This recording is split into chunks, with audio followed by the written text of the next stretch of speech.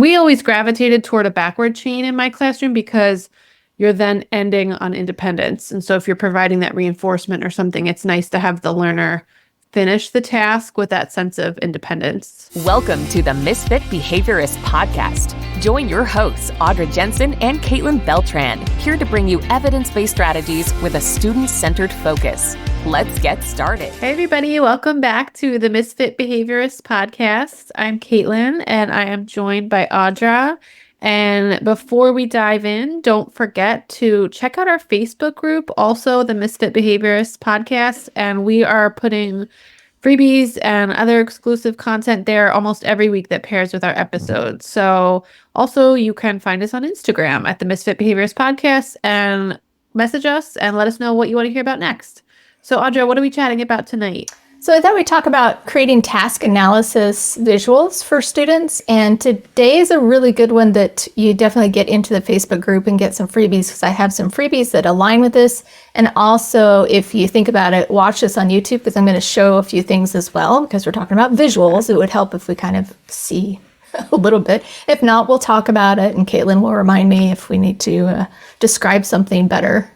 So I was thinking about task analysis. In fact, I think this was your idea, and it's a really good one, just because summers, when I was teaching full-time, summers was a great time for us to kind of prepare for the upcoming school year and get the visuals ready. What I used to do is I'd create a whole bunch of visuals, like get them all laminated and ready, and then I'd bring them in the first couple of days when the paras come early. I'm like, here, have some things to cut out. It was great.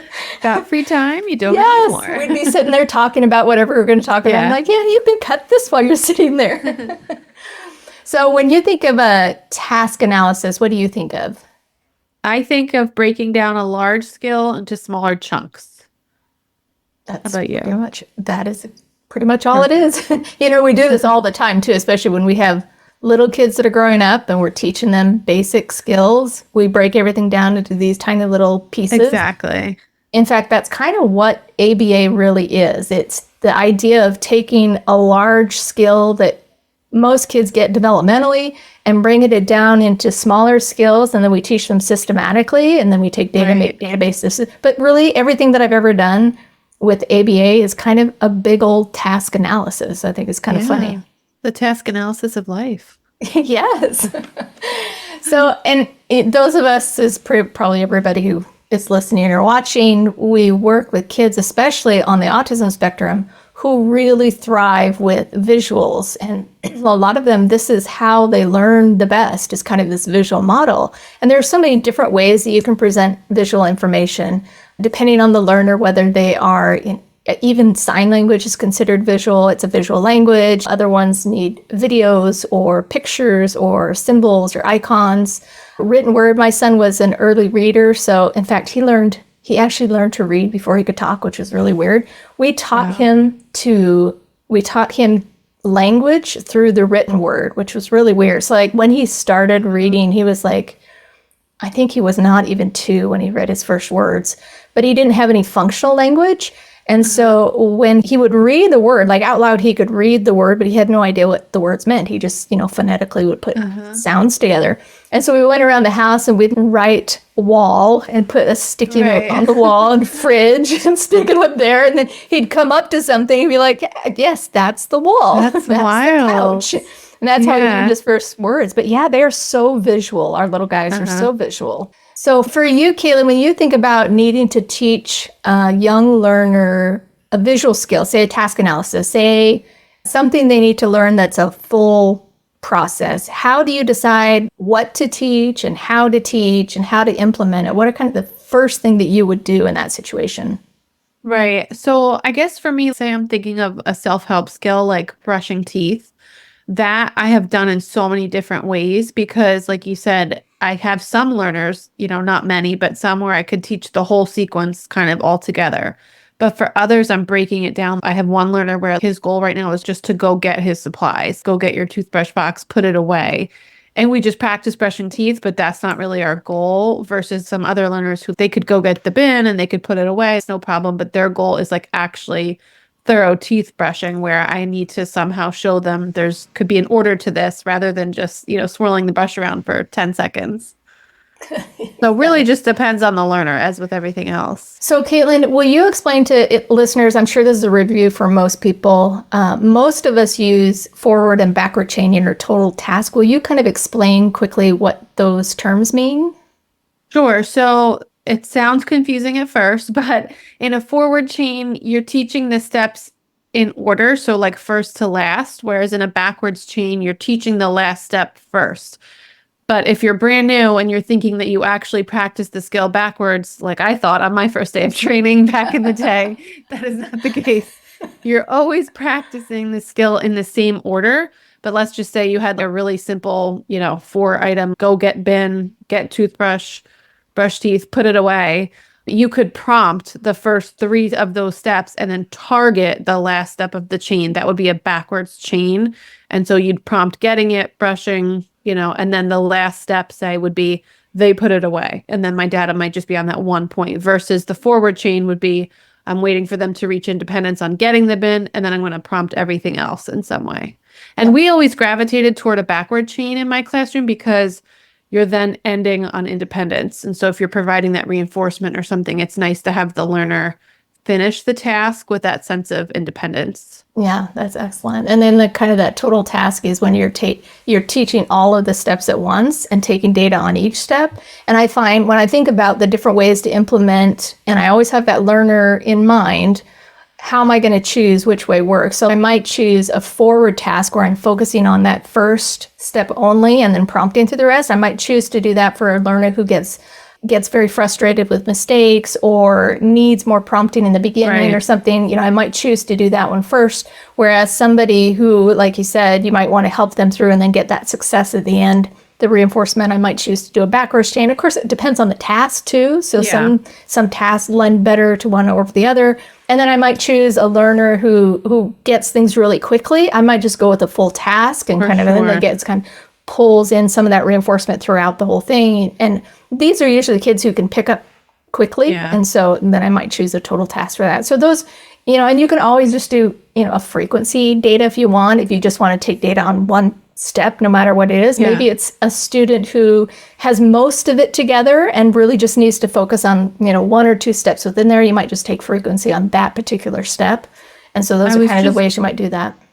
Yeah, I was just going to say something similar. I had a lot of learners who we often had to teach every step thematically, but sometimes you get a learner where it's just that 1 or 2 pieces of the puzzle that they don't know. So it could be important with some learners to probe that whole chain. And then you find out, okay, I don't have to teach 10 of these steps. I really am just focusing on these 2. And if I didn't baseline the entire thing, I might not know that. Yeah, or you might start with something and then you get some momentum and then you're like, oh my gosh, they're totally getting this. We can switch to just doing the whole thing. So those are kind of the things. As I was thinking about data taking, whether you're taking specific data or not, you just kind of want to have that in mind. Do I want to teach forward to backward or backward to forward, the whole thing, and just sort of keeping that learner in mind. So I'm going to share my screen. I'm going to share 2 things that I created. I created this kind of quick 7-step when I'm creating a task, the different steps that I take really quickly. I mean, you go through these steps really fast, but I just kind of broke them out into the 7-step thing. And then I happened to get an email, I think it was an email from somebody who's bought one of my task analysis products. And then she said, hey, can you happen to add this particular thing that we're doing? And I'm like, oh, this is perfect because we're going to be talking about it.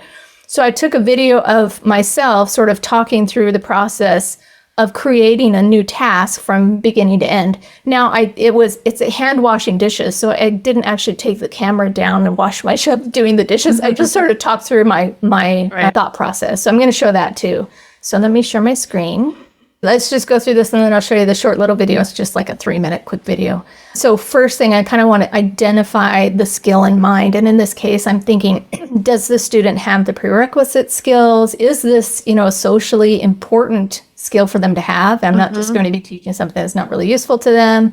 How do I want to break it down for this particular learner? A lot of the stuff, especially our bathroom routines are going to be pretty similar and you can kind of create a generic one, but you might always just have that learner that you have in mind at the forefront because you might create a special task just for them. So figuring out the skill first. And then number 2, to kind of observe somebody doing the skill or you perform the skill, doing something, kind of walking through it while you're doing that, taking notes about each of those steps. So I like to physically walk through it myself, but then I also like to see somebody else do it to see if we're doing it differently. And I also like to do it within the environment of whatever we're going to be teaching, wherever the learner is going to be, because the process is going to be very different, from one house to another, one schoolroom to another. So that's the next step. It's almost like following a recipe, right? Like you want to make sure you go through it and you didn't call for an ingredient that wasn't in the recipe or something. Yes, that's perfect. Yes. Then once you have your kind of notes of what it is, to review it, refine it, reorder the steps. You may do it once and you're like, yeah, this would work, but I think I'm going to move this step here. You're kind of thinking again of the environment and making any changes. Sometimes you're going to have subroutines within your task. And that is actually one that I did. There's a little subroutine. So I created one task and then I had a second task that you kind of continue through. So I'll show you that when that comes up. Number 4 would be to choose the format. And that's like thinking about your learner. How do they learn best? So do you want to video model it? Do you want to take actual pictures of the steps, which I love to do when you can do that? Yeah. Picture, icons are great if they're symbol-based learners. What are some of the other ways? Oh, text, like I said. Yeah, text. I used to be able to do this, just write out the list of things, because he didn't need the pictures of the videos and stuff. He'd just write him the list, 1 to 10, these are the steps, go make your bed. That's what he did. Yeah. And I come kind of jumping ahead to number 5 where it says prepare the visuals and try them out. But just again, knowing your learner, because a lot of people, I feel like, like you alluded to in the first point, they'll print the one generic visual for washing hands and then it's the same visual for everyone. And if it works, it works. But we're always going to have learners where I think to myself, if a goal in his IEP is like to match a picture to an object, what would make me think he's following this, 2D representation of a cartoon character washing their hands? That's to really mastery. Good. So it just never, resonated with me because we used to individualize like every single one of our pictures and schedules. And I had an experience once where I was working on this student following a lot of schedules and he would use like a flip book. So like like a binder, a little mini binder. And then for whatever reason, we were doing brush teeth. And I think I just thought like it would just be easier in the bathroom. I like hung it up on the wall. And I remember we tried for a little bit and we weren't seeing much progress. And the mom was the one that pointed out like, well, everything else you did was in the flip book. So I think he needs the flip book. And I was like, of course, like why hadn't I, first of all, consult you before I prepared this, but also think about his learning history. He was always used to learning in that style and he really couldn't generalize, for whatever reason. That's interesting. And I didn't want to teach him 2 skills at once. I'm not trying to teach you how to follow a vertical schedule and brush your teeth. I just want to pick one of those skills. So we put it in the flip book and it worked much better. Wow, that's fantastic. We had an adult who was in a group home, nonverbal. He was highly impacted by autism, but he was amazing with flowcharts. And that's why I put this on here. And so we were able to create flowcharts that he was able to follow. In fact, I've used flowcharts with him and with a bunch of my teenage social groups. They're really good. Nice. They like the flowcharts. And so that's just to get creative, whatever your population, whatever you're working with, what they respond to, and then you're just going to use that. It doesn't have to be a vertical picture schedule. Exactly. It's like, right. Be flexible. Okay, so the next one then, like you said, is to prepare the visuals, putting it together, then trying it out in real life, making sure that it works. And then number 6, to kind of implement it and adjust it. And this is where I didn't put a lot of information on here just because this is where the learner comes into play. Yep. So you're going to start working with it. You're going to set up your data, whatever you're using for that. And that's number 7 is taking data. And this is where you're sort of tweaking. We have to be flexible thinkers as well because we're going to modify these. We're not going to... sometimes I guess you throw it up there and you never need to move it again, but almost always there's like little tweaks. And especially if you're doing some of these that are really individualized for learners who, an important skill in particular, bathroom skills. So you might be modifying these and changing things. As they master things, you might move some of those pictures out so they gain more independence and shorten up the list that they need. So those are just things to think about. Yeah, I love that. Okay, so let me switch over. All right, can you see that? Yes. Okay, short little video of one of the tasks I just did.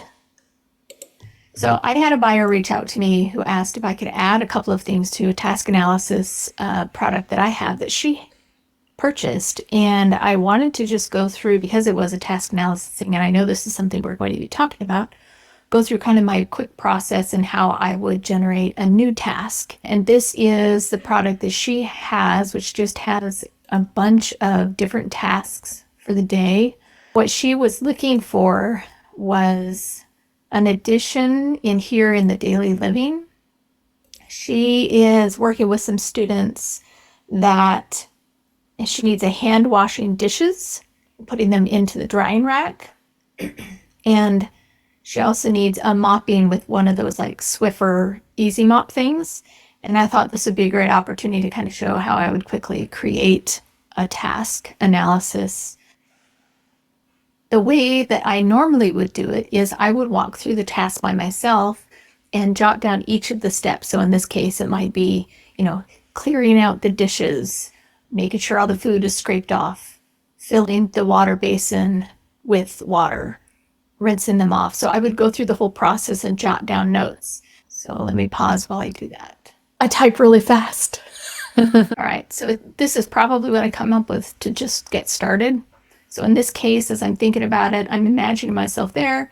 I clear out the sink, scrape off any food, stack the dishes, turn on the water until it's warm, and then I'll have each of those pieces in a separate step. So adding a small amount of soap to the sponge. And then after washing, put the dish under the warm water, scrub it with the soapy sponge, rinse it under warm water, put it on the drying rack or towel. And then when everything's done, I'll probably add a step for that, rinsing out the empty sink and wiping down to the counter. So that was just a quick way to run through how I would think about it. Then I would come back here and I would find one of these that is similar to the number of steps that I just generated. Probably that one. Well, that's very similar because I have dishwashing. And then I would just duplicate this page and I would start to add. I use BoardMaker, so I would add my BoardMaker symbols, create this, and I have this so that it can be in a reading strip left to right. Depending on where I'm going to place it, I may make it, up and down. But I'm thinking for washing dishes in the sink, I can see it in front. And I think that's what I'll probably do is do it in front, left to right. And so I think I'm going to do that. And I will share this all with you when I have it done so you can see what the final piece is. So that's a quick kind of synopsis of how I would create a new task. Okay, so then I did exactly that. So then I created the strip that you can see this on YouTube. Nice. And I think it's an 8-step. And then part of that was, oops, that was the wrong one. That is this one. But then I created the second one that says, the washing dishes over and over. And so what I think I would do once, and this is the thing, is I didn't record this, is after I printed this and put this together, I'm like, you know what? I would like to have the big one there, and I would make this one half the size because this is washing the dishes that you do over and over again. Right. I would make this half the size, and I would probably put a little arrow or something so they learn when they get to this spot. Then they go to the subroutine, which they're going to do until all the dishes are clean, and then they go back to the main one. And then just because I was thinking about the learner that contacted me, I also created a little story that has each of those steps hand things. So when they're doing teaching on their own, practicing and stuff, they can go through this in practice and they can have their own little book of the same thing as the story. So that was what I did. What I like about the pictures too is when you making the book out of them, just reminding us there's a lot of different ways to practice it, because I'm thinking in a school setting too, you might have a sink, you might not, but you could still maybe expose the learner in some way to this is what the process would look like. Or even if you go once a week to a cooking room, the other 4 days, you could be having them sequence the pictures. So there's a lot of different ways you could target that. Yeah, it's just being flexible and thinking sometimes outside of the box. So yeah. And so the last thing I just wanted to touch on was, things to avoid when you're doing these is making sure you're not doing too many steps. Again, having that learner in mind. You want to do as minimal as possible because you want to fade that out as quickly as possible anyway. So just making as few steps as possible as you can do for that learner and not making the visuals too complex. Again, dependent on the learner, but I do like the simple either board maker. What's the other one that everybody uses? There's another visual system that I can't think of. Symbol sticks, I think. Okay. That's a really good one. Very simple pictures, icons, symbol icons. But again, some kiddos are going to need pictures of it too. So those are kind of just the things that I thought of, things to avoid when you're doing this, and not to give yourself too much work. Yeah. Don't spend too much time on it. You know what? I keep these Post-its everywhere because I have made so many quick task analysis or notes just doing this. I mean, if you have something that comes up, you're like, oh, this kiddo really needs to learn such and such. Seriously, Post-its are the best. You draw a picture or words and post it anywhere. I love that. So that's all I have on task analyses. Okay, awesome. Well, don't forget to go to the Facebook group, join us for conversation, and also grab that freebie. Audra has a special set of task analysis visual cards that you don't want to miss. And some data that will go with it. Ooh, and some data sheets. And next week, join us because we are going to be talking about independent activity schedules, how to set them up, how they're going to benefit your classroom, and some tips for really effective systems. So don't forget, follow us on Instagram, join the Facebook, and tune in next week. All right, we'll see you then. Thanks. Thanks for listening to the Misfit Behaviorists. And be sure to tune in next week for more tips and tricks. Don't forget to subscribe so you don't miss an episode.